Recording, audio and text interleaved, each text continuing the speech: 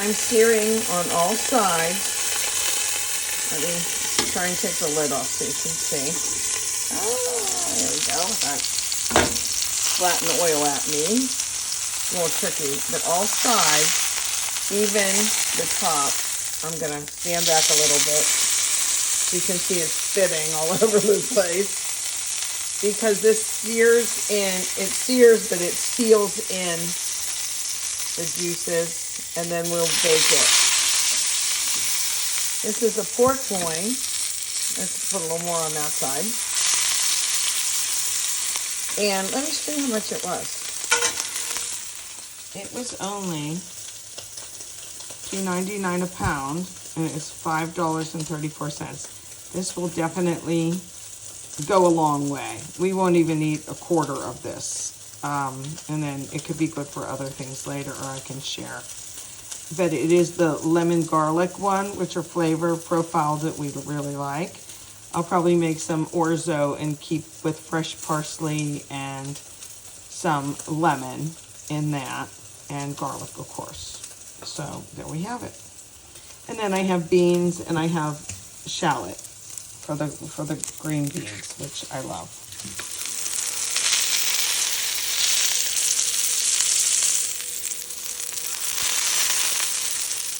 Next, I put some water in. Be careful because it will splash with that hot oil. And I had 2 nice fresh carrots from the farmer market.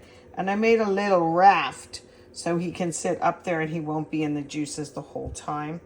I'm going to bake this in my oven at 375. I am going to put the lid on because this lid does go in the oven. And I'm going to bake until he comes to the proper temperature. Okay, and then, like I said, we'll have green beans and orzo on the side. It's resting on the green beans that are finished. I took out the carrots. They are full of flavor. See that extra tab of butter? That's for the end of this sauce. Now, it's not really a pan sauce, but see how dark it is up here? I'm going to get a lot of that down into the sauce itself. Now, if I was being fancy, at the end I could strain it, strain it and get all the little big giblets out, but I'm not going to. I'm going to just use a little flour, a little cornstarch, and some water. It's not going to be real thick. Hold on. One hand.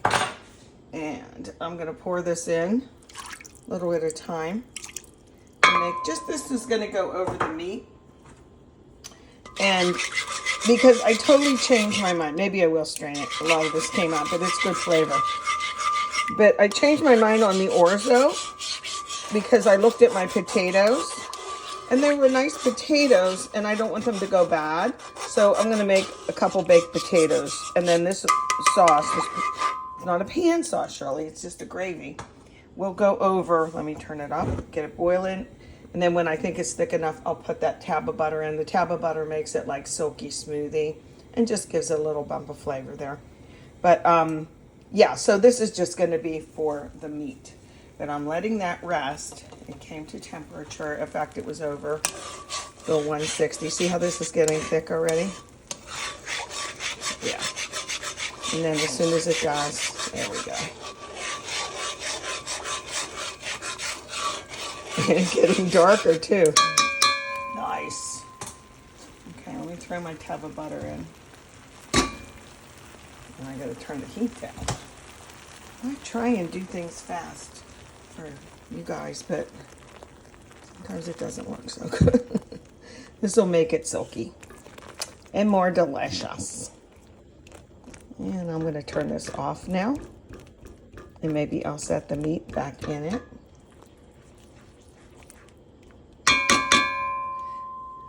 Yes, I think I will. I'll grab this. Put you back in. Whoop! I knew that was going to happen. I did it anyway. Let me turn this off so the gravy stops getting thick and thicker. Like that. But wait.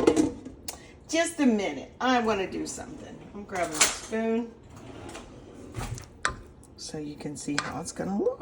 Look at that. but I'll cut it down nice and thin. We like our meat thin. Do you like the meat thin? Or like when you have ham, do you like it thick pieces or do you like it thin? We actually both like it thin. This will just hold in some of that moisture also. Dinner's not for about 20 minutes or so. Okay, thanks for watching. And I'll show you my finished Thursday night or Friday night dinner here at home. When we talk this afternoon, he calls me around lunch every day and says, pick out a movie for us. Have a movie ready for us because it's going to be a Friday night movie night. Yay.